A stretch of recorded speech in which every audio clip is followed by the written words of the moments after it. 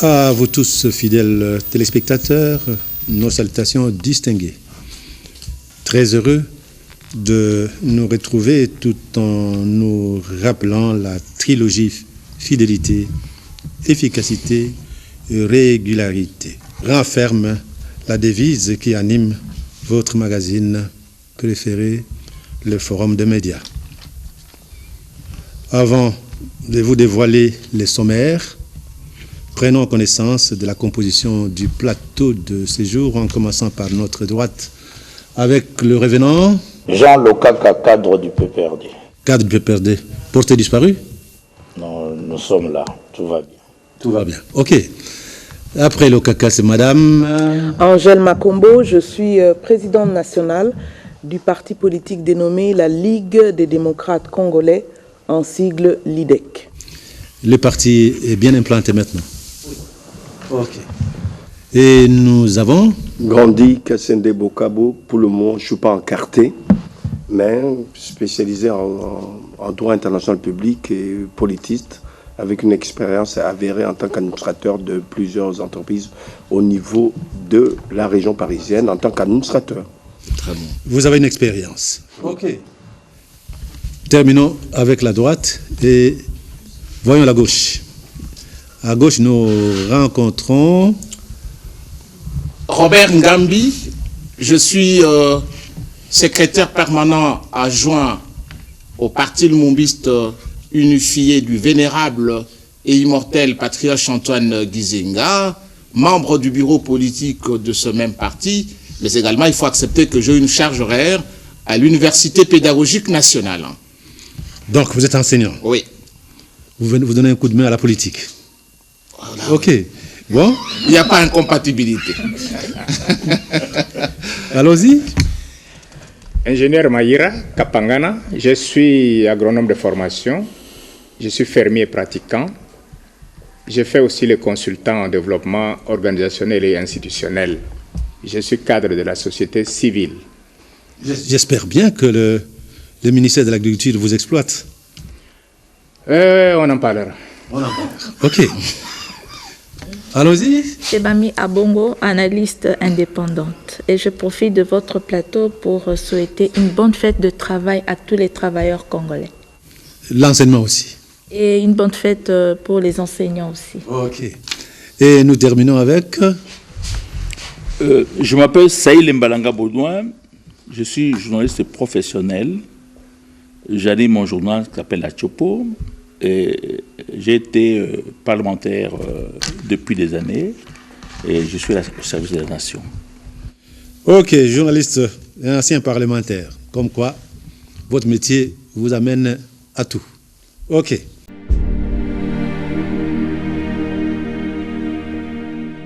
Les sommaires. Dans ce numéro, il est question pour parler de Nairobi où une trentaine de membres de groupes armés qui évoluent dans l'Est avaient répondu positivement à l'appel du président de la République pour parler à cœur ouvert afin de mettre fin aux atrocités récurrentes que connaît l'Est de la République démocratique du Congo. Aujourd'hui, que personne ne vous trompe, l'agriculture manuelle ne peut pas nourrir le ventre de Congolais. Il nous faut une agriculture mécanisée pour pouvoir couvrir des étendues importantes afin d'obtenir des quantités suffisantes de produits alimentaires. Voici pourquoi les matériels agricoles que nous acquérons avec beaucoup de difficultés, le bon sens nous recommande de bien protéger ces matériels au lieu de les abandonner dans la nature. Le gouvernement Sama Lukonde venait de totaliser 1 an en ce mois d'avril 2022 qui venait de s'achever. Pour un gouvernement, 1 an, c'est beaucoup et c'est aussi peu à la fois. De toutes les façons, c'est au peuple d'en juger si oui ou non ces gouvernements auraient répondu aux attentes. Vous avez constaté aussi dans la circulation dans la capitale, profitant de la petite augmentation de litres d'essence à la pompe, les taximens se sont donné le droit de fixer les prix de la course en lieu et place du gouvernement. Voilà de quoi est-ce que nous allons traiter dans ces numéros.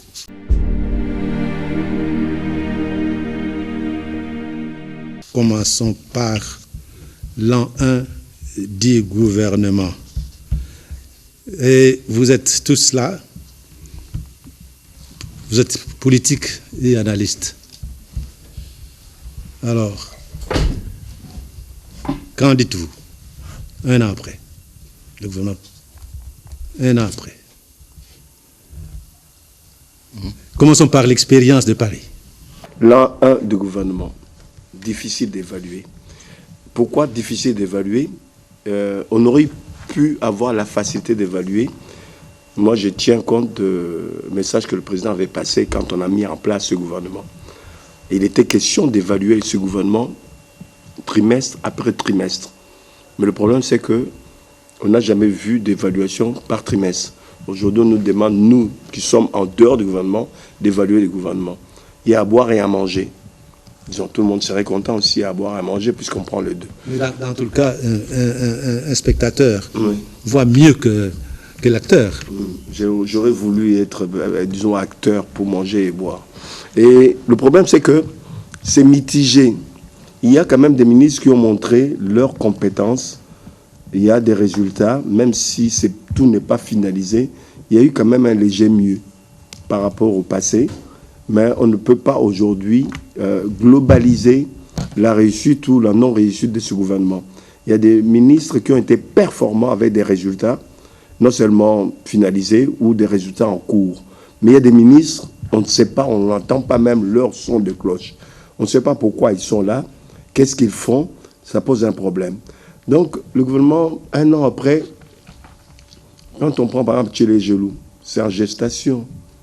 C'est-à-dire, quand on évalue Tchélé Gelou, on dit il y a des résultats, puisque l'Enguessa, ça a bien évolué, Terre Jaune, ça a bien évolué, mais quand on voit les autres secteurs, on peut regretter que les gens ne soient pas sur le terrain pour faire évaluer les choses. Quand on revoit aussi les Eurotrous, qui n'a rien à voir avec le gouvernement, mais c'est la gouvernance de la ville.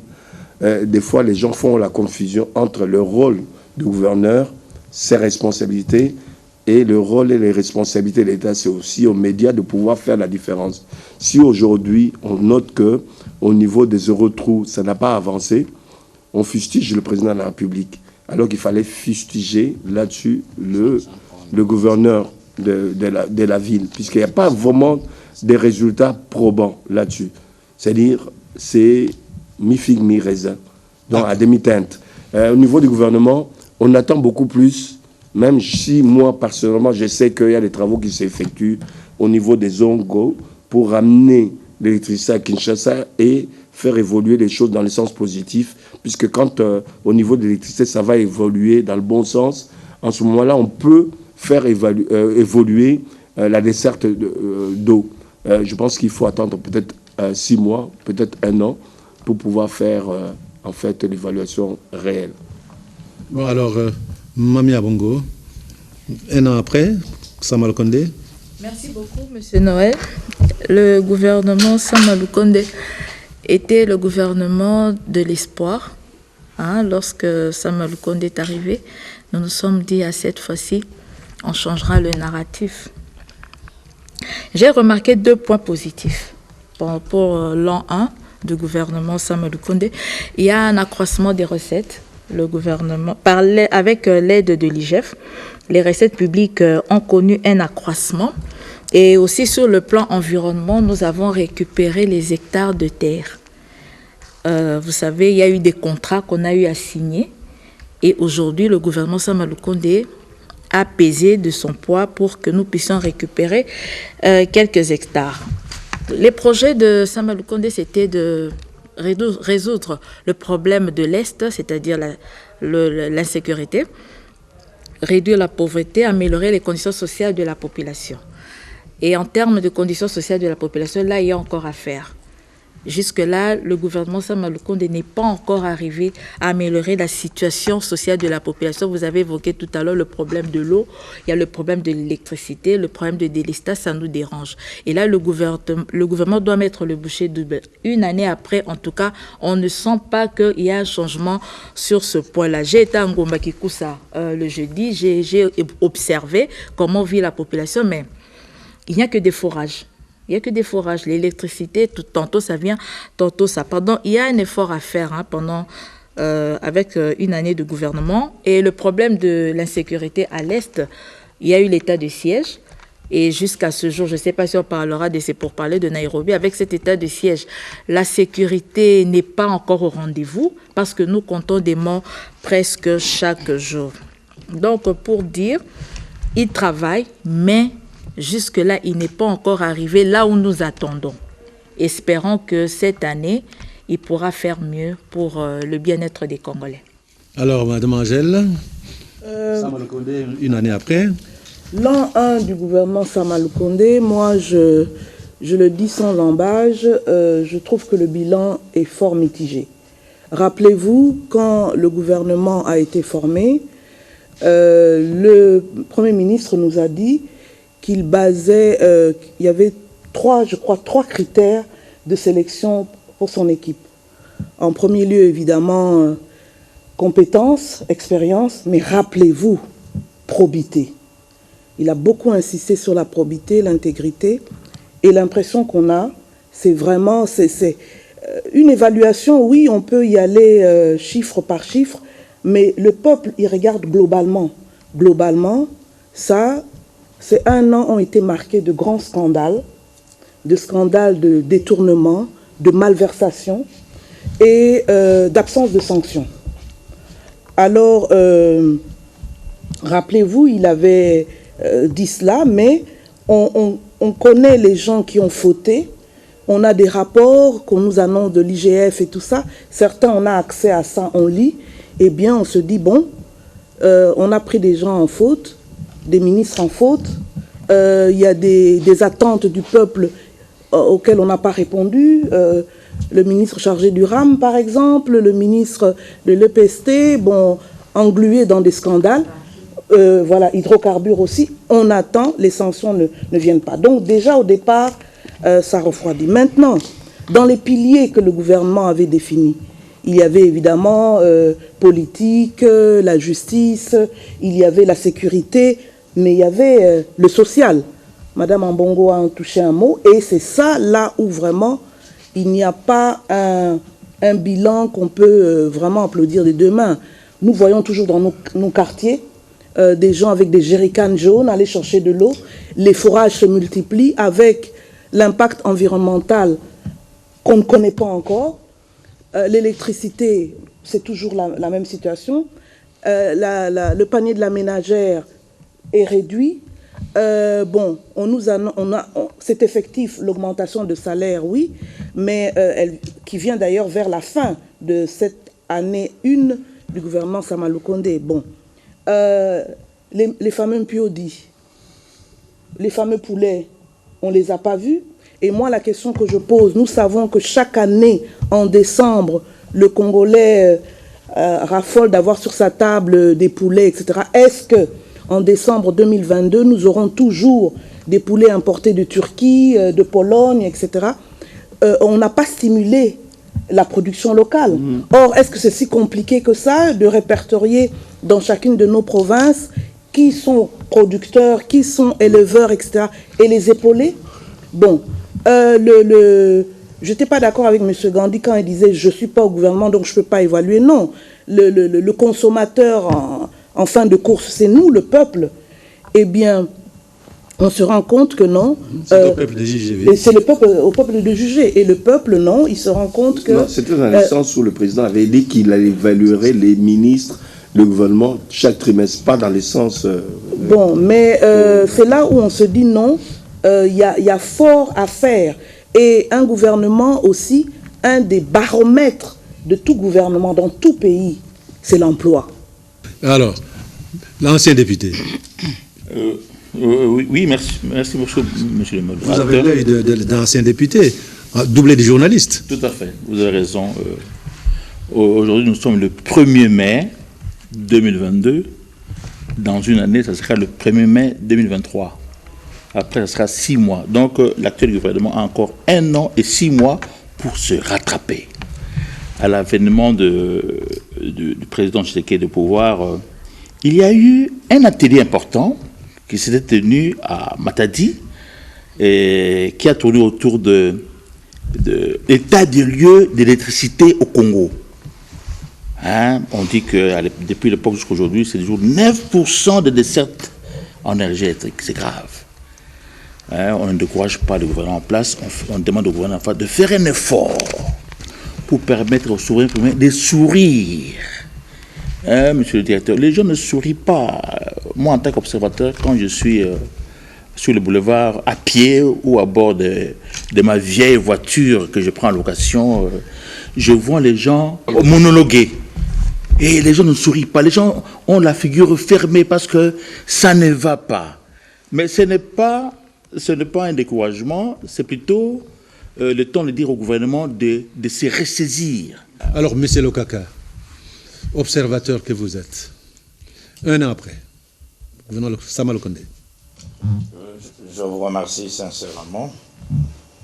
Je salue le Premier ministre Sama Lukonde. Je salue son intelligence. Des us fonctionnels, c'est les parlementaires qui sont habilités officiellement d'analyser le bilan du Premier ministre. Donc, à cela ne tienne, nous avons l'opportunité de donner notre jugement de fait et des valeurs. Mais généralement, j'affirme que le bilan est largement négatif. Largement négatif.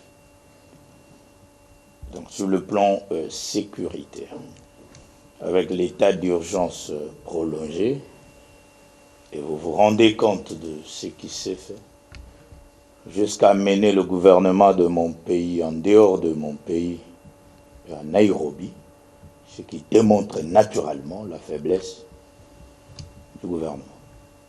Et donc, le gouvernement n'a pas été à la hauteur pour éradiquer ce fléau de bandes armées.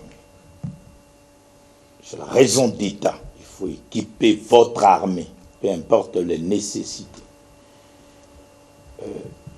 Le Maroc, avec un groupe de bandes, il résiste. Et partout au monde. L'armée, c'est l'équipement. Les militaires doivent être bien payés, les policiers, les gens qui travaillent dans le service secret. Le logement et tout. Donc mon pays doit s'engager. Sur le plan économique, Madame Makombo a parlé, le panier de la ménagère. La situation n'est pas au beau fixe. Nous pouvons relever la taxe RAM. C'est pas impôt, je ne sais pas qualifier ça, Madame Ambongo. Quand on impose quelqu'un, c'est l'impôt. Alors, si on n'a pas imposé les gens, c'est les taxes. Donc, faut-il substituer RAM? Et cet argent est parti chez qui? Que faut-il faire pour rembourser aux Congolais l'argent? Et qui va calculer? Et le gouvernement de mon pays n'a pas de réponse sur RAM. C'est aux yeux de tout le monde. Et qui va contrôler? Et qui sanctionne qui pour RAM? Sur le plan de la justice, ça c'est encore grave, parce qu'il y a des réseaux mafieux qui sont bien implantés, en partant du ministère de la Justice, les armées, la police de mon pays, bien organisées, des affaires foncières. pour prendre une concession à PTPT 55 de la justice aux yeux de tout le monde. Et il y a plein de cas. Il y a des gens qui sont morts. Oui. Ils sont là, ils se plaignent. Bon, ils doivent renvoyer la chose chez Dieu, l'Éternel Tout-Puissant. Mais en même temps, il y a des gestionnaires. C'est la faillite de l'État, en quelque sorte. Ça, c'est le plan de la justice. Mais non, est-ce que il faut dire, en un mot, c'est la mégestion. On a parlé ici pour un ministre suspendu de l'économie. À Lingala, on peut dire Moïbi. Donc, si on ne sanctionne pas le Moïbi, c'est grave. Voilà, s'il n'est pas le seul, il faut sanctionner. C'est ça la faillite. Et le Premier ministre est là, il observe. Il n'y a pas de sanctions. Monsieur Ngambi, vous êtes historien d'abord de formation. Ça signifie que les faits que nous vivons, vous les enregistrez pour nous éclairer davantage. La mémoire collective. Alors, merci. Je suivis personnellement le Premier ministre Sama Lukonde Jean-Michel. Je l'ai suivi avec une très bonne approche qu'il a eue dans la communication. Il est parti d'une approche qui dit que on ne construit pas le paradis social dans un désert économique. Et donc, pour répondre et construire un paradis social, il faut avoir un paradis économique. Et c'est voilà pourquoi le gouvernement a travaillé pour ce qu'est en termes génériques la stabilisation du cadre macroéconomique. Vous le savez qu'avec le gouvernement Ilunga, nous avons connu une accélération de dépréciation de la monnaie nationale, le franc congolais. Nous sommes arrivés jusqu'à 220 à un moment. Et donc, il fallait travailler rapidement pour stabiliser et maintenir ainsi le pouvoir d'achat qui s'est déprécié par le fait de l'inflation chaque jour. Selon vous, maintenant la monnaie, c'est... Oui, maintenant, je crois que ça va faire 8 mois. Il n'y a plus une dépréciation avec le rythme qu'on a connu sous le gouvernement de Sylvestre Ilunga Ilunkamba. Et les prix sur le marché? Oui, ça on reviendra. Il y a un moment où tout le monde, c'était un sujet de débat autour de réserves en banque, hein, c'est comme vous appelez ça. C'était un débat chaque jour. On avait 1 milliard, maintenant c'est 300 millions. Or aujourd'hui, avec une année depuis que le gouvernement est là, on vous parle de plus de 3 milliards. Donc je n'ai jamais été dans la politique, de cette politique de taux de réserve, mais au moins c'est un indicateur de la construction du cadre macroéconomique parce que c'est un concept... Abongo a dit qu'il y a augmentation de... Oui, au-delà de ça, il y a augmentation de recettes au niveau de régie. Oui. Je crois que toutes les 3 régies aujourd'hui, ils font le plus de 100% des assignations. Pardon? Le plus de 100% des assignations, ou même plus. Donc ça montre que le gouvernement a mis en place une bonne politique de mobilisation. Et le gouvernement a renoué avec les institutions de Bretton Woods. Nous sommes aujourd'hui en programme avec le Fonds monétaire international. C'est nécessaire. Très nécessaire dans le cadre de la stabilisation, très nécessaire pour la confiance au niveau du marché financier international, très important dans la manière où ça refait également confiance pour les investisseurs à travers le monde, et même la possibilité du pays, si on le voulait, de pouvoir ponctionner des financements sur le marché international pour l'investissement. En une année, je ne pense pas qu'on apportera le paradis social, mais au moins, il y a une volonté de bien faire. Ok, pour Kakobo, là, je pense que les ministres du Kwilu, les députés du Kwilu ont vu les ministres... Dernièrement, oui, mais il faut qu'ils accélèrent. Hein. Et puis les ministres leur avaient promis que dans une année... C'est trop, une année c'est trop. Écoutez, c'est les travaux techniques. Hein. Oui, alors, vous dites, M. Kapangana, l'an 1 de Sama Lukonde. Oui, je vais peut-être reprendre quelques éléments des amis. Enfin, il ne faut pas les reprendre, peut-être aller un peu plus loin. Surtout vous qui êtes homme du terrain. Oui, je suis d'accord avec les amis, mais je prends plus un élément que moi je considère important, c'est la fixation des fondamentaux à tous les niveaux. quand je parle de fondamentaux, pour avoir des résultats, il faut poser une base claire. Même quand mon ami dit, on ne peut pas construire une route Kinshasa qui est cuite en une année. Mais on peut quand même observer que ça a commencé quelque part. Et on voit, parce qu'en fait, quand les Congolais parlent du processus, c'est un processus. C'est comme si c'est quelque chose d'interminable. Non, un processus a des étapes. L'étape 1, c'est ça. L'étape 2, c'est ça, tout ça. Donc, quand on dit, non, il ne faut pas parler de ça, c'est un processus. Et on s'arrête là pour dire que c'est un processus, c'est-à-dire que ça va infini. Non. Quand c'est dans la programmation, un processus a des étapes. Et on peut dire, pendant ce temps, on va quand même arriver à la première étape. Et souvent, ça, ce n'est pas clair. Pour nous, les évaluateurs, on ne peut pas évaluer des choses comme ça quand on ne voit pas qu'est-ce qui a été prévu.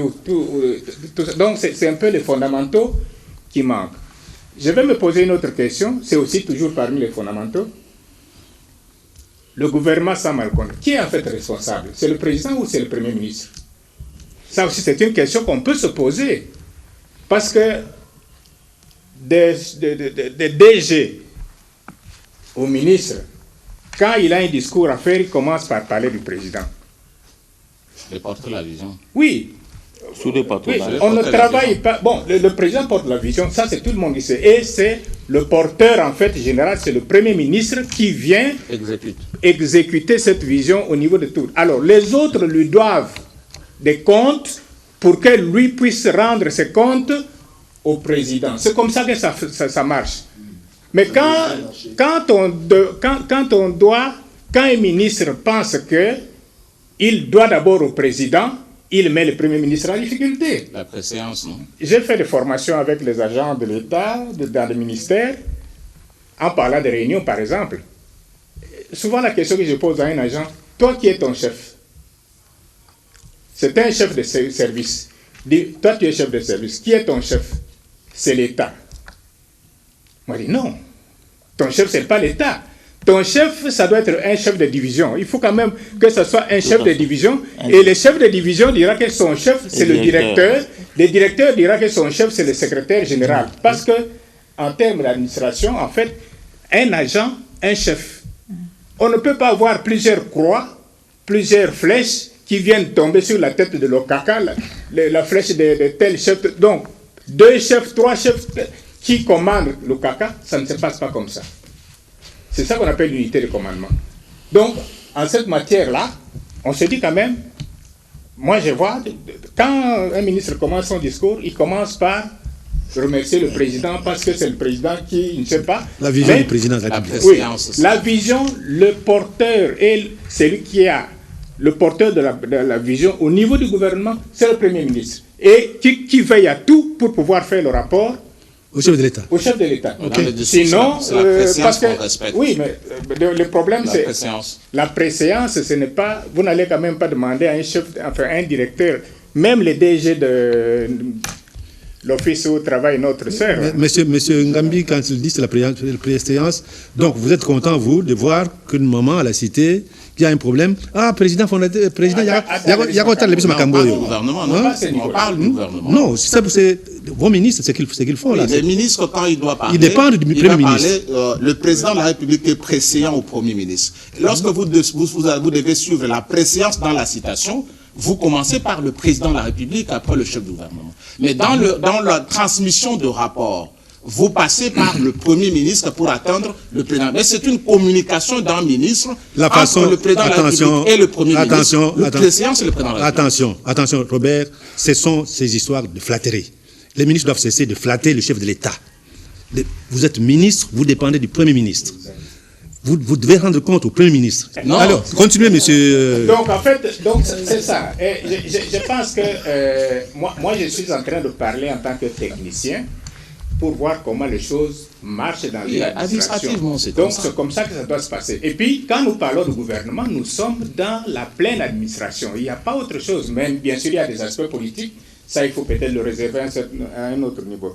Et puis, un autre problème, c'est ce problème aussi de la gouvernance dont on doit, peut-être, on va revenir un peu à la gouvernance, parce qu'on va parler de ces problèmes de matériel qui sont en train de traîner à gauche, à droite. C'est un problème. la continuité de l'État. On ne sent pas parce qu'il y a quand même des choses que un ministre a commencé, l'autre doit il est continuer. parti quand ce n'était pas fini, peut-être quand des commandes étaient en route, mais on n'a pas remis les choses en chose. La plus flagrante que je peux constater, les ministres travaillent avec leur cabinet, ils ne travaillent pas avec le secrétariat général. C'est dommage. Ça, c'est dommage. Moi, je suis allé hier au niveau, par exemple, de notre ministère de l'Agriculture pour essayer de comprendre un peu qu'est-ce qui se passe. Non, ça c'était un projet qui était initié par le ministre qui est parti. Malheureusement, c'était conçu dans son cabinet. Le secrétariat général n'en était même pas informé. Et quand il est parti, il n'y a personne qui pouvait porter ça. Et puis, on part avec tout le monde. C'est-à-dire, le cabinet part avec tous les agents qui étaient là. Donc, c'est pour vous dire qu'avec tous ces gouvernements qui sont en train de revenir, mais les gens sont en train de faire le défilé. Et c'est comme ça que j'ai dit, il faut quand même qu'à un moment donné, qu'on puisse poser les fondamentaux pour que l'on sache quand même que dans l'administration, on peut quand même retracer ceci, même si les ministres sont partis. Parce que l'administration reste toujours, elle n'arrive pas à chose. Il lui a parlé de Kakobola et Katende, pas seulement Kakobola, Katende aussi. On a filmé le matériel agricole qui est quelque part là-bas, mais celui de Kakobola et de Katende, il y avait aussi des choses qui pourrissaient là-bas. Qui pourrissent jusqu'à présent. Alors, c'est pourquoi il faudra quand même essayer de voir. Donc, si on posait tous ces fondamentaux pour qu'une administration, n'importe laquelle, puisse continuer à travailler, je pense que nous pouvons aller de l'avant. Okay. Parce que même l'autre jour, quand on avait parlé de 145 territoires, moi je suis allé poser les questions au directeur du ministère des Plans. Dis-nous non, si vous voulez avoir des informations, allez au niveau du directeur de cabinet. Mais comment un projet de 145 territoires, un directeur dans un ministère, c'est quand même quelqu'un. Oui. Et même celui qui a la planification, DPE, donc directeur de planification et études de haute évaluation, il me demande d'aller voir le directeur de cabinet. Moi, je dis, le directeur de cabinet, à un moment donné, si son ministre part, il va partir. Et comment? Oui, mais ils vont partir avec leur projet. Donc, voilà un peu. Donc, les fondamentaux devaient être posés et l'évaluation vient à l'aise. Mais moi, j'ai l'impression qu'on continue à travailler comme ceux qui sont venus. Bon, ils sont partis. Moi, je travaille. Je vais aussi partir. L'autre viendra. Et puis, donc pour un évaluateur comme moi, c'est difficile. C'est difficile. Oui, le constat est celui-là. Voilà, par exemple, des choses les plus simples. Les choses les plus simples. Dans ce pays, on aurait un gouvernement, une année après, peut résoudre les problèmes d'importation des voitures volant à droite. Ça ne demande pas beaucoup d'efforts pour dire notre code de route, c'est les volants à gauche. Et les volants à droite, on arrête. Ça ne demande pas des millions. On dit à partir de telle date, on donne autant d'années, il ne faut plus importer de voitures. Oui. Voilà, on prévoit. Rien là-dessus. Par exemple, le GRUM continue à sortir sous les regards du gouvernement. Ça ne demande pas que les gouvernements dépensent des millions pour décider que notre GRUM doit être traité ici. Ça demande la volonté politique. Ça demande la volonté politique. Ce sont des faits si simples que nous pouvons juger pour voir si le gouvernement... Faites attention. Monsieur a parlé de la réunion qui s'est tenue à Matadi pour l'électricité. Le chef de l'État a dit qu'il faut que nous puissions aller jusqu'à 30-40% de... Ça a été dit au Conseil des ministres aussi. Jusqu'aujourd'hui, on évalue à combien? 9% toujours. Et même ça, dans le 9%, est-ce que les 9% reçoivent l'électricité régulièrement? Malheureusement. Pas d'effort. On ne pourra pas développer le pays sans électricité. On ne peut pas développer le pays sans énergie. Donc il y a deux faits. Regardez-moi les micros que vous avez là, dans une télévision nationale. C'est dépassé depuis 15-20 ans. Le gouvernement a une année. Pour avoir ces micros-là, il faut nécessairement un miracle. Même pas besoin de conseil de C'est le directeur général. Ouais. Vous avez un gestionnaire, le DG. Oui.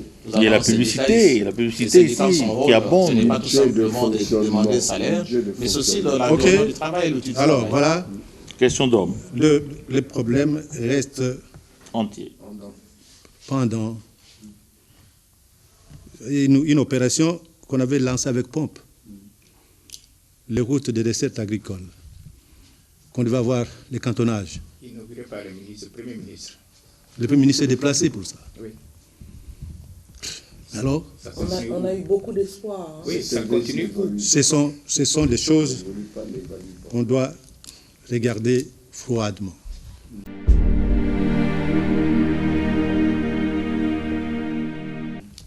Voilà. Changeons de sujet. Parlons maintenant de Nairobi.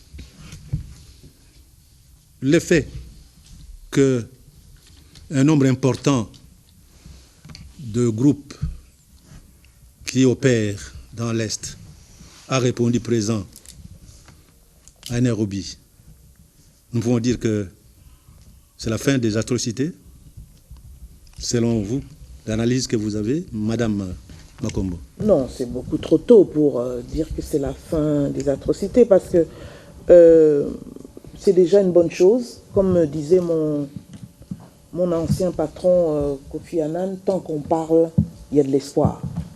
Donc, nous parlons. Le chef de l'État s'est déplacé, ces groupes armés sont là. Donc, j'ai eu le sentiment qu'il y a eu beaucoup de fermeté vis-à-vis d'eux, en disant, vous devez accepter de laisser les armes, vous devez accepter de rejoindre les programmes de DDR, et ceux qui n'acceptent pas, bon, vous devez accepter en tout cas de rentrer chez vous. Il y a eu pas mal de fake news, de mauvaises, de fausses rumeurs, comme quoi il y aurait à nouveau brassage. Ce que j'en sais, et je suis la question, il y a fermeté cette fois-ci. Donc, c'est une bonne chose. Maintenant, nous avons toujours péché en tant que pays, en tant que gouvernement, dans le sens où nous prenons des engagements, nous faisons des promesses, ce n'est pas suivi des faits. Parce que ces gens ces éléments de groupes armés qui pendant des années, des décennies, qui ont justement semé la désolation, qui ont détruit, ils ne savent faire que ça. Vous leur dites désarmer, rejoignez la vie civile, etc. Mais il n'y a pas d'accompagnement. Au bout de X temps, qu'est-ce qu'ils vont faire? Ils vont retourner. Ça, c'est le naturel. Voilà. Donc, c'est vraiment ça, je pense, le vrai problème. Il faut que les engagements qui vont être pris soient respectés et soient suivis des faits. Hein, que ces groupes qu'on dit désarmés, eh bien, qu'on des armes, qui soient accompagnés. Et ceux à qui on dit rentrez dans vos pays respectifs, ils rentrent dans leurs pays respectifs. Mais nous gagnerons cette bataille seulement si nous renforçons notre armée. Ça, c'est vraiment, ça passe par là. Avoir une armée républicaine solide, bien formée, bien équipée et dont le social est assuré. On ne peut pas envoyer comme ça des gens au front quand ils ne savent pas comment, chez eux, la maman, les enfants vont continuer à vivre. Donc c'est la moindre des choses. Et prévoir aussi que si jamais il y avait une catastrophe, ils perdent la vie, etc., que effectivement, les enfants deviendront les pupilles de la nation, on va s'occuper d'eux, hein, scolarité jusqu'au bout, et que la veuve sera prise en charge. C'est tout ça qu'il faut mettre en place. Et nous avons les moyens de le faire. Nous avons, parmi quand je disais qu'il n'y a pas eu de probité pendant l'an 1 de Sama Lukonde, pas beaucoup de probité, d'intégrité. C'est de ça aussi dont je parlais, parce que on a eu à apprendre comment même l'argent, les fonds alloués pour l'état de siège, les problèmes de défense, eh bien, étaient détournés. Donc, il y a pas mal de choses sur lesquelles nous, en tant que pays, on ne doit pas se dire seulement Nairobi a eu lieu, il y a eu les accords, bon, nous rentrons, les choses vont marcher sur des roulettes. Non, il y a vraiment un travail de fond. Je pourrais emprunter le mot de notre collègue Fermier, les fondamentaux. Ça, il faut absolument qu'ils soient établis et c'est seulement comme ça que nous allons réussir. Ngambi, les groupes armés ont répondu en masse à l'appel du chef de l'État à Nairobi. Ce signe veut dire qu'il y a espoir que les atrocités se terminent. Bon, il faut le dire que depuis l'adhésion de la RDC à la communauté des États de l'Afrique de l'Est, c'est une démarche qui a été mise en place qui consiste d'abord à conscientiser les groupes locaux, nationaux, à pouvoir les écouter, pourquoi ils ont pris les armes, quels sont les problèmes, et les inviter à pouvoir se démobiliser dans le cadre du programme démobilisation et réinsertion et tout ça, il y a réinsertion sociale. Ceux qui vont résister à cette démarche volontariste d'appel, je crois que la communauté de l'État de l'Afrique de l'Est mettra en place un mécanisme pour pouvoir le désarmer des forces. Donc c'est une première étape. L'armée régionale. On parlait de l'armée régionale. La première étape, c'est de la conscientisation de dire, mes chers compatriotes, nous sommes dans une nouvelle ère, hein, de pouvoir rebattre, pacifier, parce que vous ne pouvez pas avoir un État, une communauté intégrée, avec toute une bande qui vous parte de l'Ituri jusqu'à Kalemi. Or, en réalité, c'est ça l'essentiel du Congo qui sera beaucoup plus actif dans la communauté des États de l'Afrique de l'Est. Et donc, pour que cette communauté soit réellement une communauté intégrée, on ne peut pas avoir toute cette bande-là je dirais même jusque Kalemi, même dépasser Kalemi, Manono. Jusque-là, c'est une bande insécurisée, dominée par des groupes armés. Et donc, ce que les Congolais doivent comprendre, c'est qu'il n'y a pas une reddition de l'État à pouvoir signer des accords avec des groupes armés en termes de concessions à se faire, mais c'est une étape de la moralisation, de l'appel à une prise de conscience aux besoins, ceux qui vont accepter un mécanisme avec un financement de la sous-région et même au niveau des Nations Unies et de la communauté internationale est en train d'être mis en place pour le récupérer dans ce cadre de la démobilisation. Mais ceux qui ne vont pas obtempérer à cet appel à la prise de conscience seront des armées de droit ou des forces des armées et pour pouvoir pacifier la République. Parce que, également, cette interpellation au niveau des États voisins, le premier État qui a été visé toujours par cette communauté, c'est le Rwanda, qui n'a pas encore dit son mot clair par rapport à son territoire qui est utilisé comme base arrière pour les groupes armés nationaux comme étrangers. Et petit à petit, le Rwanda se sent acculé dans le cadre de cette participation dans la communauté des États de l'Afrique de l'Est. Et ce mécanisme a été défini en concertation avec la communauté, de manière que la vous avez l'impression que nos voisins directs sont prêts à nous faciliter la tâche. Vous avez cette impression-là? Nous n'avons pas de carte d'identité. C'est-à-dire le Congo a un problème très sérieux. Et son peuple et ses gouvernants, personne pense à une identification nationale. Non, c'est sur la table maintenant. Non, excusez-moi. La question est sur la table. Le peuple congolais n'a pas de carte d'identité. Est en voie d'en avoir. En voie. Naturellement, oui. Alors, ils vont se réunir avec des gens non identifiés. Généralement. Alors, M. Ngambi a des centres de recherche.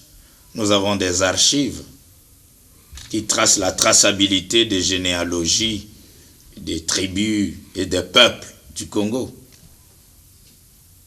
Alors, le cahier de charge de toutes ces bandes serait rien d'autre que la recherche de l'identité, l'occupation d'une terre, naturellement, et puis l'intégration à la vie politique, qui serait l'incidence sociale et politique de la guerre du 2 août, qui a fait qu'en prolongement avec mutation et changement des noms.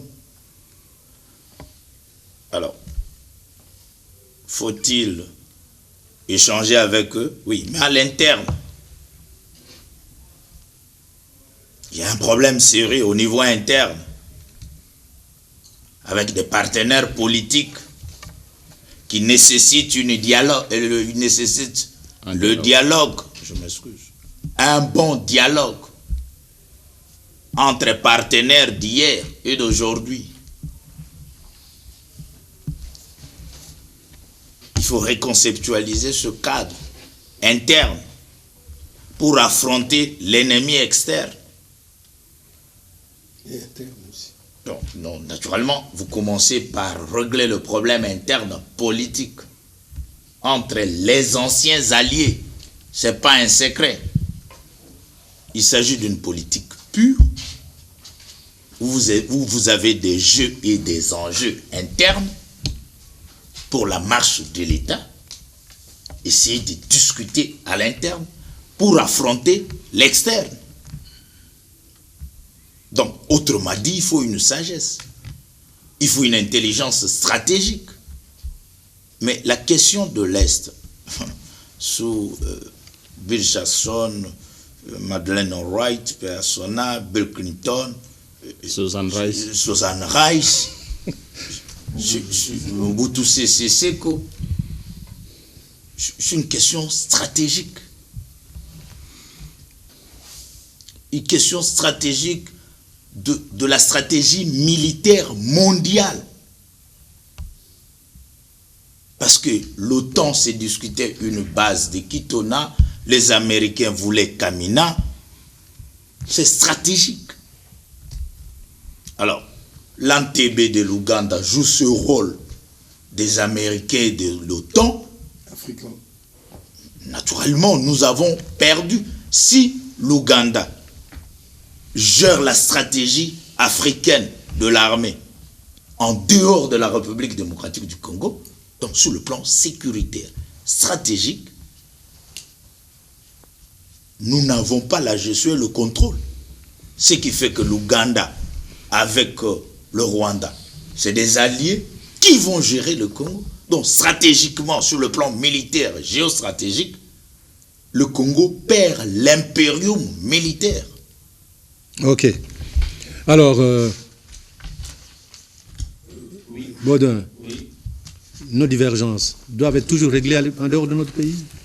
Non, naturellement non. Chez moi, dans le quartier, il y a de jeunes universitaires qui sont curieux pour essayer de comprendre un tout petit peu ce qui se passe dans l'Est. Viennent me voir, moi, en ma qualité de journaliste, ma qualité d'ancien parlementaire, pour échanger avec moi. Il me pose des questions. Il dit que, honorable Saïlé, mais quels sont les rebelles qui nous dérangent dans l'Est du pays? Je fais un effort pour lui dire que il y a autant de catégories de rebelles. Hein. Il y a des rebelles qui ne sont pas de chez nous, qui viennent de l'extérieur, qui dérangent chez nous. Il y a d'autres rebelles qui sont de chez nous, qui nous dérangent vraiment. Alors, je lui ai dit que, par exemple, Afdel Nanou, ce sont des rebelles de l'Ouganda, ce sont des Ougandais. Qui, je vais dire ADF Nalo. Hein, excusez-moi, merci beaucoup à monsieur le professeur de me compléter. C'est comme ça qu'ils appellent les dialogues positifs. Lorsque l'autre essaie de s'écarter, l'autre corrige. C'est bon, c'est ça.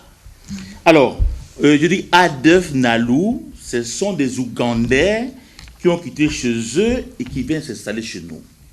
Alors, au lieu d'attaquer le gouvernement ougandais, ils nous tuent. Et les étudiants, les autres professeurs, les autres amis du quartier ne comprenaient pas. Ils disent, voilà la politique qui est compliquée. Il y a aussi l'FDLR de Rwanda. Ce sont des Rwandais qui ont eu à quitter chez eux le Rwanda pour venir chez nous nous tuer.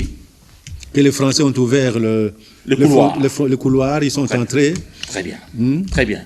Alors, vous voyez ces efforts-là que nous faisons, malgré nous, pour expliquer aux citoyens primaires de comprendre les enjeux de l'autre côté. Alors aujourd'hui, les puissances de ce monde nous obligent à discuter, à échanger, mais il faudrait que les puissances de ce monde demandent d'abord à l'Ouganda de discuter avec ADF Nalo. Que ces mêmes puissances demandent à AFDL, aux Rwandais, de discuter entre nous. Parce que ça, c'est un problème externe. Et les Rwandais nous tuent pour gagner quoi? Oui, ça c'est le problème. Moi j'ai c'est ça, c'est la clarification. La clarification avec... Non, j'arrive. Moi, j'ai une réponse à cette question. Non, j'arrive, madame, franchement, j'arrive. Je suis parti de préliminaires pour essayer de voir comment c'est. Donc, aujourd'hui, on demande au président de la République du Congo démocratique de négocier avec les rebelles. C'est de les écouter. Pas négocier parce qu'il n'y a pas de concession que nous allons faire avec eux. Bon, aujourd'hui, il y a un entretien entre nous et ceux qui nous dérangent. On a appelé ça les pourparlers. Alors, les pourparlers peuvent avoir aussi voilà. Cette connotation de négociation aussi. Très bien. Alors, si c'était pour parler, il faudrait que les puissances de ce monde nous aident à nous départager. Parce que nous ne sommes pas très forts pour essayer de neutraliser l'autre côté. Ça ne date pas d'aujourd'hui, ça date depuis 20 ans. Alors, tant mieux, tant mieux. Alors, comme les prémices sont déjà là, il faudrait que nous fassions un effort pour hausser le ton et pour dire que voilà, nous ne sommes pas aussi faibles que vous croyez. D'accord, mais moi je n'ai pas de réponse concernant si nous devons continuer à aller laver les linges sales toujours dans d'autres familles au lieu de laver chez nous. C'est vrai. À ce moment, je dis, je vais répondre. Non, madame, non. Je vais répondre, s'il vous plaît. Madame, je dis ceci que nous ne sommes pas appelés à aller laver nos habits sales à l'extérieur du pays. Si nous nous aimons, si nous nous écoutons, il y a moyen de faire ça à l'interne. Okay. S'il vous plaît, oui. Ces groupes armés, nous savons tous qu'ils ont des bases arrière. D'autres pays servent de base arrière. Ces groupes armés, vous avez bien dit que certains sont des Ougandais, certains... Bon, si nous, qui sommes impliqués là-dedans, pays dans lequel ces groupes armés opèrent, nous servons justement de lieu pour négociation. Il n'y a pas de neutralité. Voilà. C'est la base en relations internationales. Oui. On va ailleurs. Voilà. Neutre, voilà, c'est le mot neutre. Et puis on... Mais le cas précis, il s'agit de nos groupes, à nous. Qui vous dit que ce sont nos groupes soutenus par l'extérieur. Des arrières. Voilà. Donc c'est mieux d'aller dans un pays neutre et puis un pays, le Kenya, dont on... assure la présidence pour l'instant de la communauté. Voilà. Moi, c'est en relations internationales. Ouais. Et maintenant, il faut juste faire valoir nos droits. Mais nous ne sommes pas... C'est pas le premier coup, ça. Hein? Comment? C'est pas le premier coup, hein, ça s'arrête là. Chez nous. Même avant... On a été à Addis Abeba, même avant, Tananarive nous a servi. Hein? Oui. Tananarive nous a servi. Oui. Addis Abeba nous a servi. Sun City nous a servi. Tout ça, Mais regardez les autres conflits ailleurs. On va souvent ailleurs. Oui. Parce que justement, pour garantir cette neutralité. Qu'il y a eu en Europe, s'il vous plaît. Moi, je voudrais ici ouvrir une brèche. Puisque chez nous, on a l'habitude, on dirait qu'on aime la politique pour la politique. Certains d'entre nous ici, plusieurs fois, ont évoqué le fait que on peut arriver à réduire les conflits qui y a à l'Est. On peut arriver à pacifier l'Est, en partie par l'économique, puisqu'on parle que de la politique. Pourquoi ces forces négatives, qu'ils soient originaires du Congo ou de l'étranger, viennent commettre des exactions au niveau de notre pays? C'est pour des raisons financières, c'est pour des raisons économiques.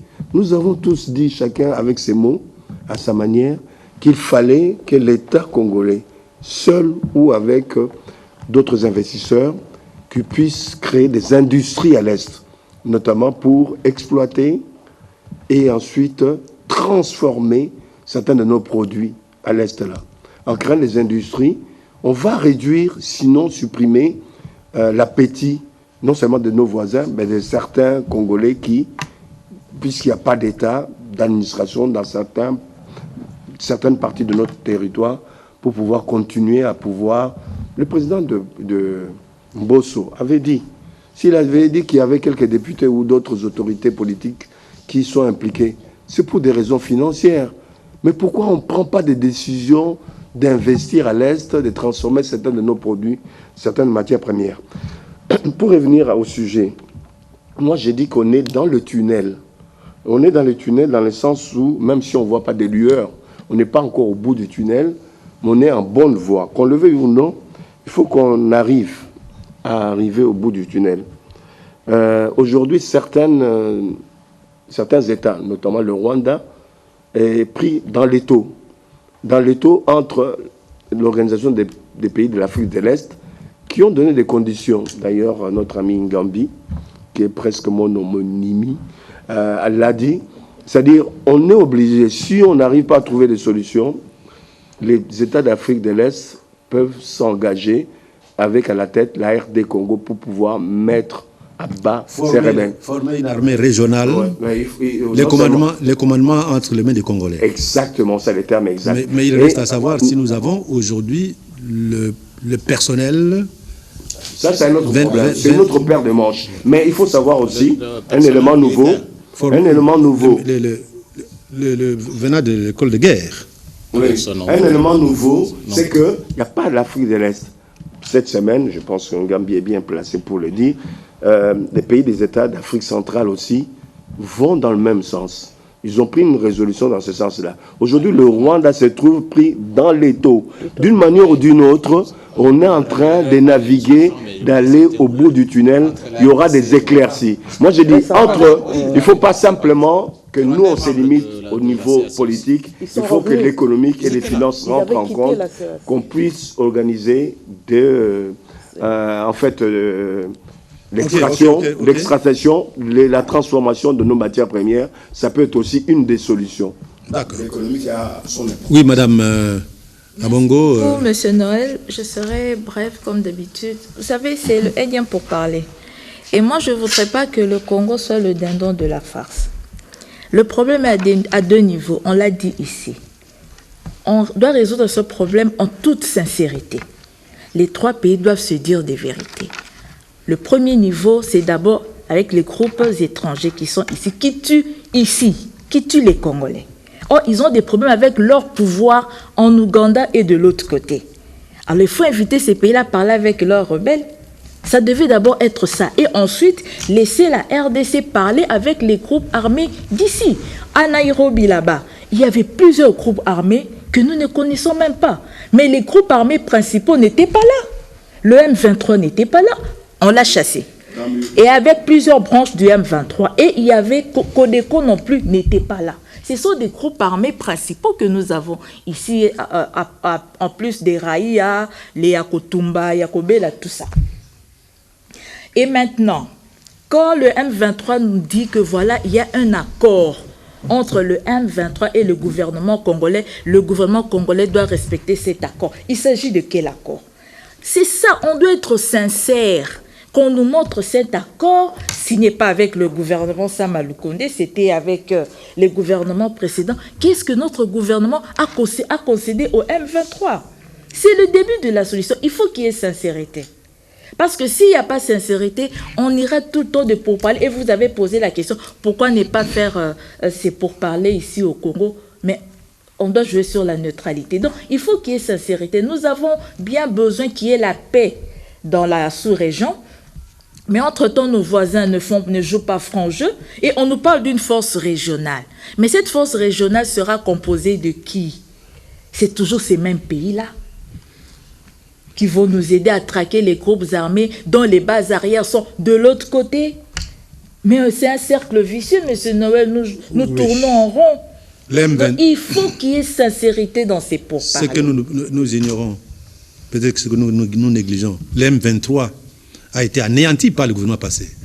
Donc ce n'est pas une force qui doit encore discuter avec le gouvernement. Parce que ça a été anéanti militairement. Une force anéantie, mais il revient. Une indulgence. Juste, l'élément, le facteur économique est primordial. Dans le Haut-Touélé, j'arrive jamais à dire ce mot, Haut-Touélé, il y a la compagnie Kibali Gold Mine qui a fait des investissements extraordinaires. 3 milliards de dollars, production d'or. Est-ce que vous voyez des groupes armés là-bas? Est-ce qu'il y a des conflits armés là-bas? Le facteur économique. Parce que ils sont là et ces étrangers-là, ces multinationales, feront tout pour qu'il n'y ait pas... Personne n'a contredit ça.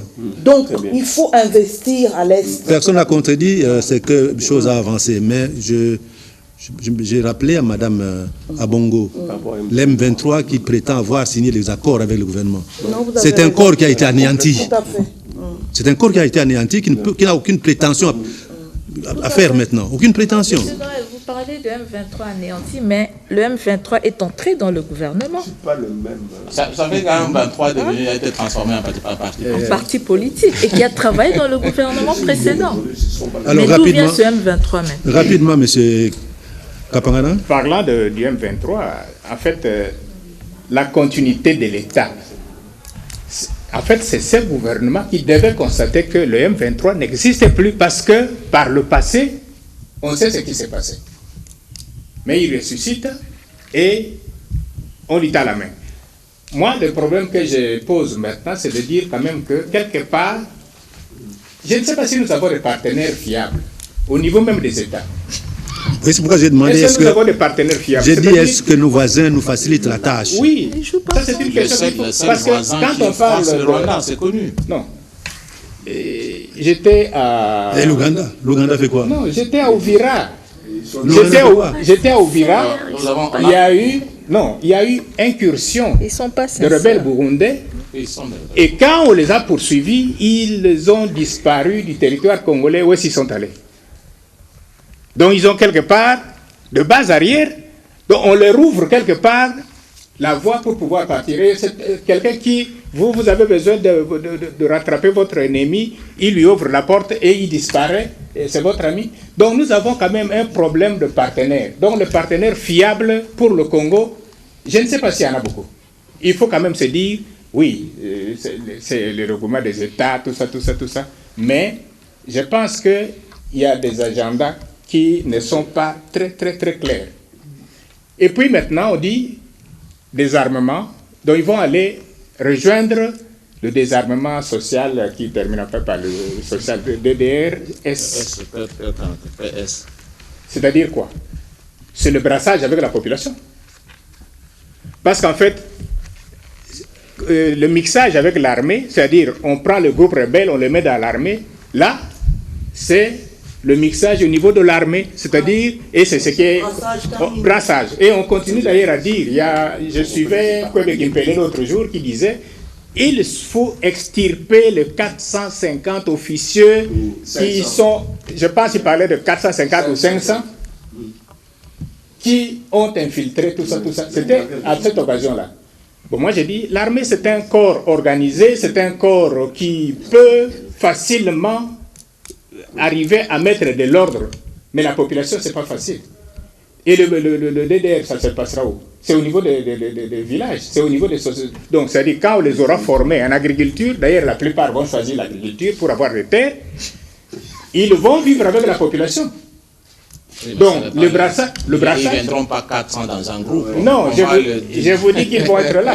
En fait, est-ce que vous savez que nos communautés, même à l'Est, là, même à Ituri, tout ça, il y a des communautés qui avaient vécu sans problème pendant des décennies.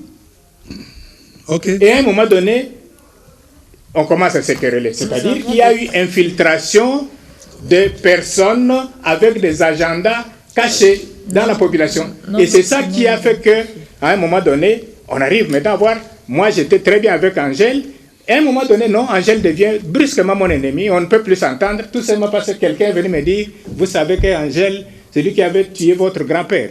Et puis, non, je pense que cette infiltration, si ça va au niveau de la depuis la rébellion, oui. Non, ça va poser aussi un problème, donc il faudra quand même faire très attention. Et puis, je termine par une question simple. À quand le dialogue inter-rwandais avec le FDLR? quoi? C'est un problème.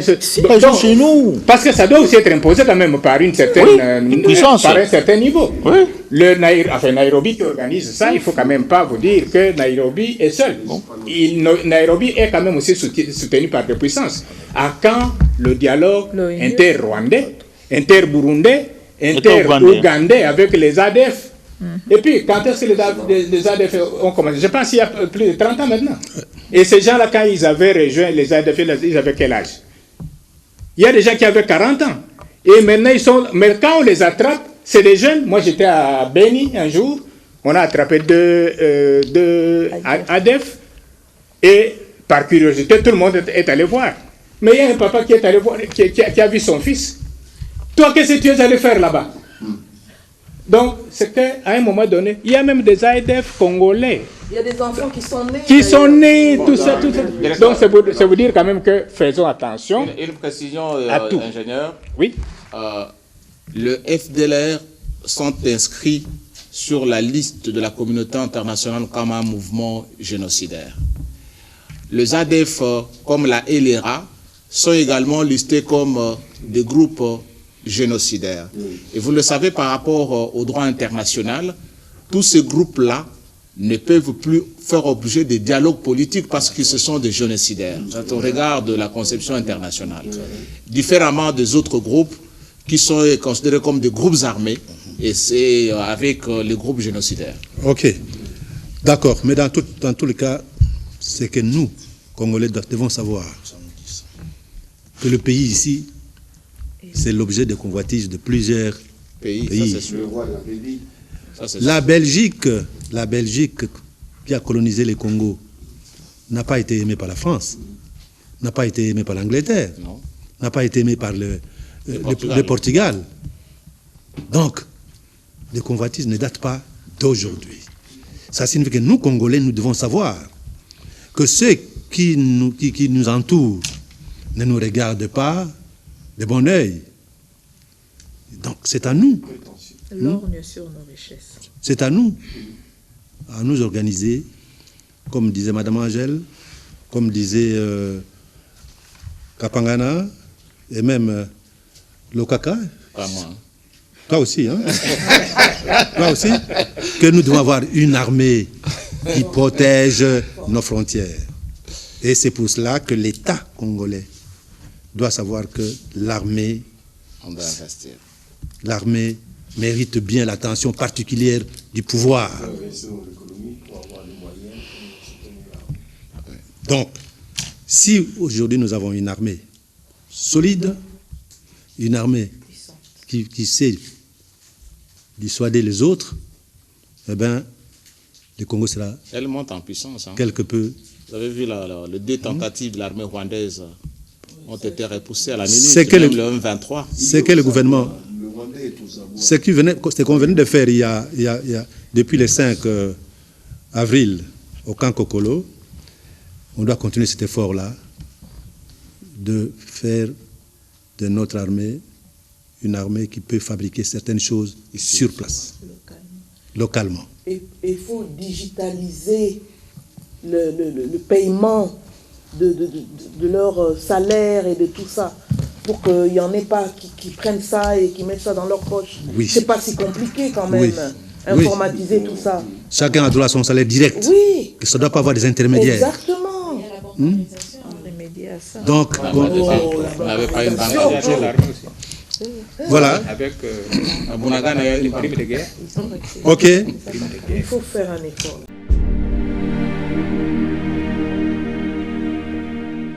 Nous disions que le Congo fait un effort pour acquérir le matériel, que ce soit dans le domaine de l'électricité, que ce soit dans le domaine de l'agriculture. Mais ce qui est étonnant, que nous jetons ce matériel dans la nature, comme si c'était un matériel qui ne pouvait nous rendre aucun service. Revenons encore sur l'image, les images que nous avons. La SNEL qui laisse moisir des cabines commandées il n'y a pas longtemps. les tracteurs abandonnés à Tchimbulu. C'est pas fini. C'est un projet de production de... Les tracteurs abandonnés à Bokangalonzo. Les machines abandonnées à Katende. Des machines électriques abandonnées à Kakobola. Tout ça. Et la liste reste longue. Il a été découvrir certaines bibliothèques dans la province de l'Oriental. C'était le Nord Kivu. Le Nord Kivu. Donc tout ça, c'est le pouvoir. Regardez un peu ça.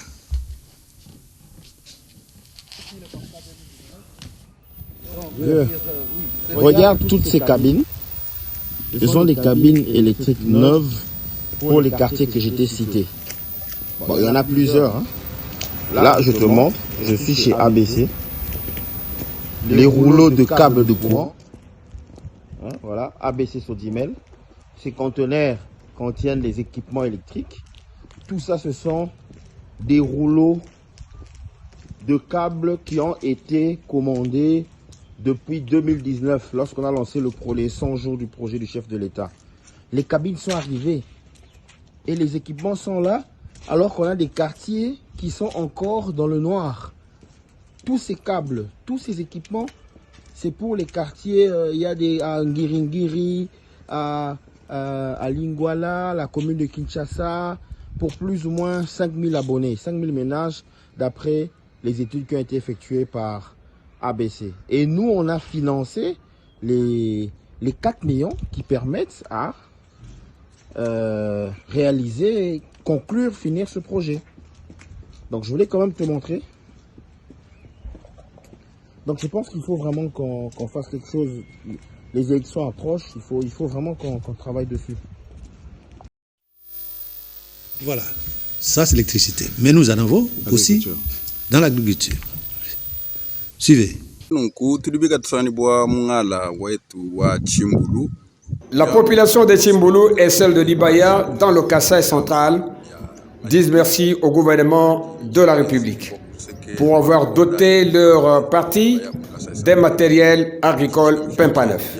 Mais seulement voilà, ils pensent que le scénario vécu pour la chute de Katende, où le matériel est déposé et ce matériel est en train de moisir, risque de se répéter pour celui qu'on a amené à la gare de Tchimbulu. Jusqu'à présent, on compte plus de 2 mois et ce matériel chôme, sans travail, sans boulot. La maintenance a fait son boulot. Prenons le matériel de Lubumbashi, l'amenant à Tchimbulu. Pour l'instant, le matériel chôme. En cas de vol, puisque c'est un matériel sans sécurité à l'heure actuelle, en cas de vol, qui on va condamner. Ainsi, l'appel est lancé aux députés provinciaux, tout comme les députés nationaux de la province du Kasaï central, qui ont été à la tribune pour demander au gouvernement de doter leur province et surtout le territoire de Libaya des matériels agricoles Pimpaneuf, de pouvoir se réveiller, quitter leur profond sommeil pour que ce matériel, effectivement, fasse le travail. Alors, à quoi est-ce que nous pouvons attribuer cette négligence? Oui, vous qui êtes l'homme du terrain. Je reviens à la gouvernance. Je pense que nous avons un déficit de gouvernance. Il n'y a pas continuité de l'État. En fait, je suis descendu au ministère de l'Agriculture et le matériel agricole que vous voyez là-bas fait partie du programme national de relance agricole qui avait été initié par le ministre qui a envoyé son délégué ici au forum. Le ministre sortant. Le ministre sortant. Donc, c'est en fait au sein de son cabinet que ce programme a été conçu. Bien sûr que plus loin, on dit aussi que, bon, il y avait aussi la main des conseillers au niveau de la présidence qui sont descendus au niveau du ministère pour essayer de pouvoir faire ça, pour arriver à cela. L'argent de l'État, en propre ou en prêt, est sorti. Vous voyez le matériel qui est là. Même si c'est quelqu'un qui a donné un prêt, la RDC va rembourser. Mais qu'est-ce qu'il va rembourser? Donc, c'est vous dire qu'il y a un déficit. Est-ce que vous voulez me dire qu'il n'y a personne qui est informé de cela? Libaya, quand même, les députés nationaux. qui passe par là. Il y a un gouvernement. Hein? Il y a un gouvernement, enfin, au niveau du Kasaï central. Non, c'est la province du Kasaï central. Oui, d'Ibaya, c'est un territoire du Kasaï central. Et alors, vous imaginez, et cet homme-là est en train de dire, ce matériel n'a même pas de gardien. Comment les biens de l'État peuvent se retrouver comme ça? Dans la rue. C'est quand même quelque chose. Dans la nature. Donc il y a quand même quelque chose qui ne va pas. Donc ça fait partie. Moi, c'est comme ça que j'avais parlé des fondamentaux quand on a dit nous allons évaluer, d'accord, mais il faut. D'ailleurs, jusqu'aujourd'hui, peut-être mon voisin de droite qui est encore dans le gouvernement peut le témoigner autrement. Je ne sais pas si les ministres maintenant travaillent avec le secrétariat général pour dire que les affaires administratives, ça va rester. Lui peut peut-être un jour partir. Est-ce que ça a changé? Parce que tous les dossiers sont traités au niveau des cabinets. Même l'interlocuteur, c'est un chef de division au niveau du ministère de l'Agriculture. Mais c'est moi qui l'informais qu'il y a du matériel qui est abandonné. Mais le monsieur là-bas dit, bon, les agronomes ne vont quand même pas se saisir d'un dossier qu'ils ne connaissent pas. Il y a beaucoup d'agronomes ici qui tournent les pouces, ils n'ont rien à faire, ils n'ont pas de travail. Et pourtant, mais alors, quand vous avez des agents, le ministère de l'Agriculture, je termine par là, c'est le ministère qui a le plus de ressources humaines. 14 000 agents, alors que le Congo a 1 million, quelque chose comme ça. Enfin, je crois que c'est 1 million d'agents. Donc, 10% d'agents se trouvent au ministère de l'Agriculture. 10%. Et ils sont là, à tous les niveaux, mais je vous dis... 4e position. Directeur, un mot. Oui, ok. Rapidement, qu'est-ce que vous dites? Parce que nous avons... C'est que, avoir tout ça, il y a réellement un problème de mémoire historique. Tous les projets de développement qui ont été donnés au pouvoir, faire de l'État un opérateur économique, ça n'a pas marché. L'histoire vous reprend que depuis 1981, cette politique Amita Père, ministre de l'Agriculture, avait essayé également de distribuer des tracteurs aux députés, aux administrateurs du territoire, aux gouverneurs. Tous ces tracteurs n'ont jamais produit 1 kilo de manioc. Et c'était devenu des moyens de transport pour aller transporter les makala pour les femmes des administrateurs du territoire et les femmes des gouverneurs. On l'a repris sous Mouzito en distribuant de même des tracteurs aux gouverneurs, aux administrateurs du territoire. Ça a été encore un gâchis par rapport au trésor public. Et l'absence de mémoire historique revient. Tchimbulu, là, ce n'est pas un opérateur économique à qui on a donné du matériel ou on a financé pour produire. C'est l'État qui voulait se substituer à un producteur agricole. Conséquence que vous avez tout ça. Alors, ces deux projets, ce sont des projets de 100 jours, qui n'étaient pas bien définis dans un cadre d'une coordination entre l'ASNEL et les gestionnaires de programmes de 100 jours. Vous avez suivi cette histoire avec les préfabriqués. 2 fois, le ministre de la Défense ne sait même pas qu'on devrait venir implanter des préfabriqués au camp. Donc, ces problèmes de dysfonctionnement, comme le dit, ça pose un problème de la gestion du programme du 100 jours. Quelles qu'en soient des conditions, je crois qu'aujourd'hui, le gouvernement est interpellé. On a essayé avec Daipen pour donner à un conseiller pour gérer Daipen. Je ne sais pas si on a aujourd'hui combien de poulets qui sont produits par Daipen sur le marché de Kinshasa. Il faut laisser l'économie regrouper, inciter les opérateurs, les accompagner pour qu'ils produisent avec rendement. Et si on donne aux détenteurs du pouvoir public ou du pouvoir politique, je pense que ça, on arrivera toujours à de mêmes conclusions depuis Kamitatou jusqu'aujourd'hui. Ok.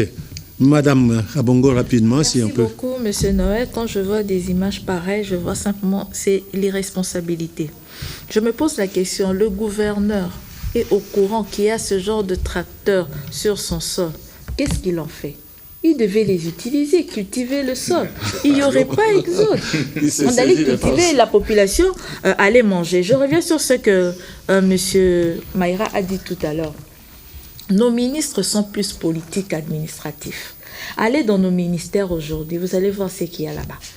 les ministres ne connaissent pas le b.a.-ba de l'administration. Le ministre vient, il croit que le ministère est un cabinet politique. Non, c'est l'administration. Et vous verrez, la plupart des ministres, ils ne s'entendent pas avec les secrétaires généraux de l'administration qu'ils viennent trouver. Donc, ils se comportent comme des petits DG. Ils viennent avec des personnes à eux. Ils créent des agences inutiles, budgétivores pour le pays. Donc, c'est ça leur job, au fait. Donc, ça, simplement, c'est l'irresponsabilité. Et il faudrait que nos députés se saisissent de ce genre d'affaires, qu'on interpelle les initiateurs de ces projets. Et les conseillers du chef de l'État doivent cesser de s'immiscer dans ce genre de choses. Les conseillers du chef de l'État sont au bureau. Les problèmes du pays, ce sont les ministres, ce sont eux les hommes de terrain. Mais aujourd'hui, nous voyons, les conseillers du chef d'État sont plus dans des buzz, on les voit à la place des ministres, chapeauter des projets. Ce n'est pas leur travail. Ils sont là pour travailler, donner au chef de l'État des éléments pour que le pays soit bien géré et non s'immiscer dans ce genre de projet. Si vous étudiez en profondeur cette affaire, vous verrez qu'ils sont dedans. Oui, vous je dirais en deux mots, le vin est tiré, il faut le boire, il ne faut pas le laisser moisir. C'est criminel ce qui vient de se passer. On va pas se laisser. Ce qui se passe, ouais. Le vin est tiré, il faut le boire, c'est criminel. Où se trouve la justice? La justice devait se saisir de ce fait. Où ils sont? Le chef du gouvernement, Sama Lukonde, c'est lui qui gère le gouvernement de l'État congolais, c'est lui qui a le pouvoir. Il est où? Qu'est-ce qu'il décide? Où sont nos parlementaires qui défendent le peuple? Le peuple, ce n'est pas l'UDPS, c'est d'abord les parlementaires, quelle que soit leur obédience. Où sont-ils?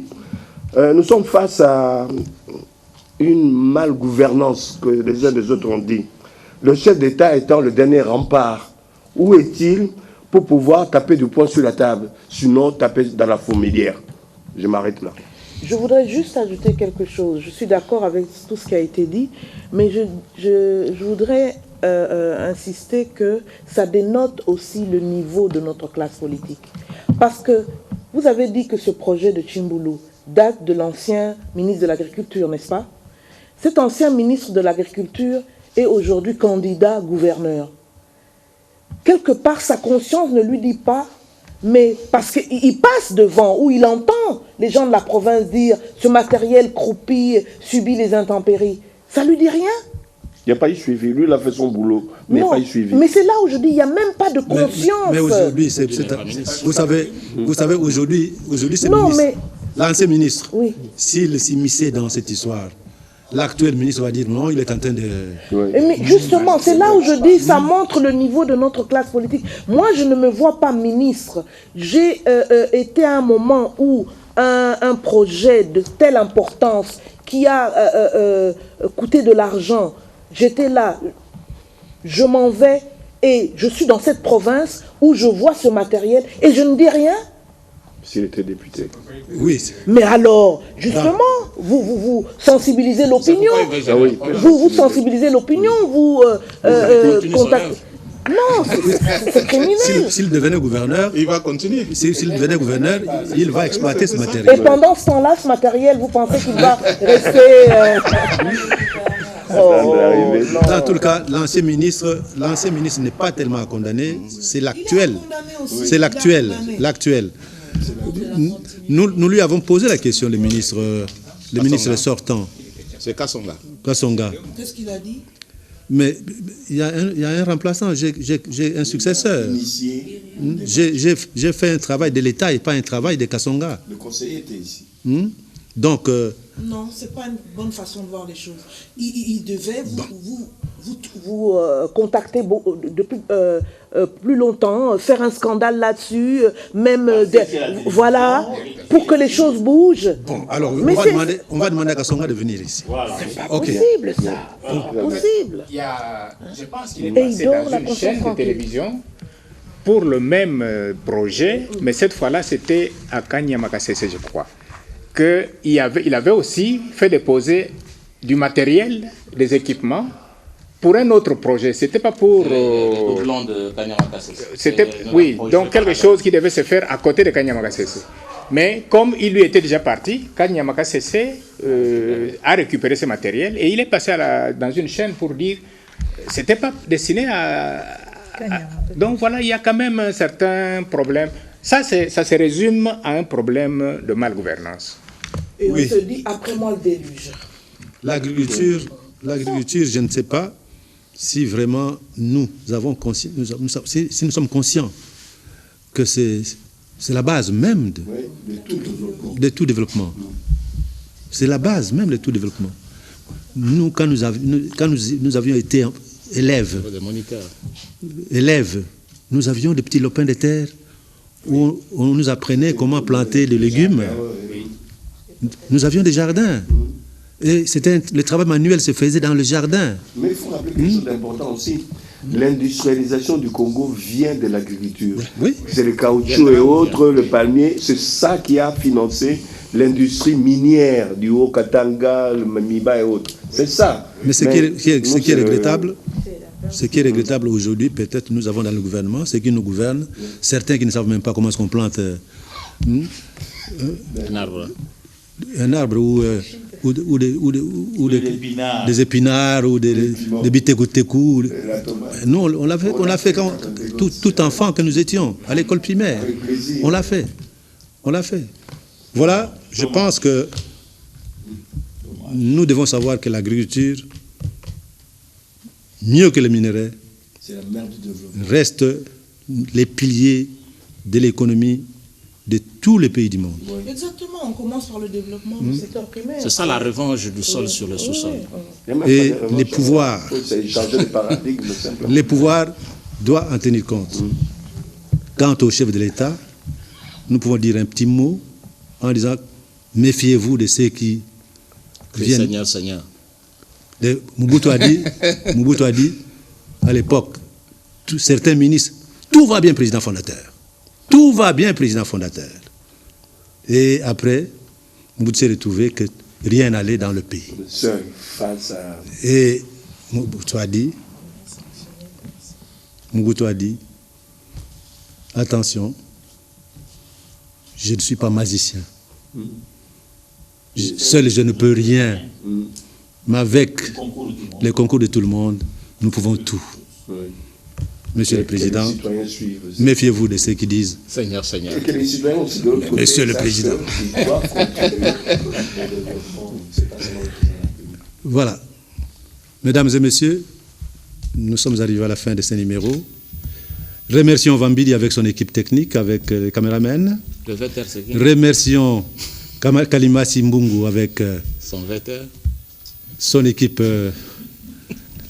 aussi. Eh bien, et le directeur aussi. L'Okaka, merci d'être venu après une disparition de plusieurs mois. Madame Angèle.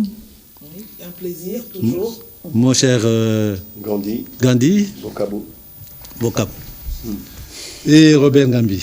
Très bien. En bonne position. Maïra. Très bien. Abongo. Merci, M. Noël, et bonne fête de travail.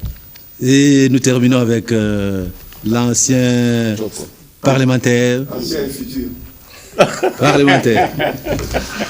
Merci beaucoup. Bonne fête de 1er mai. Chers téléspectateurs, à nous le plaisir de nous retrouver la semaine prochaine. Au revoir. Sachez bien qu'il y a une rediffusion le mardi à 21h. Au revoir.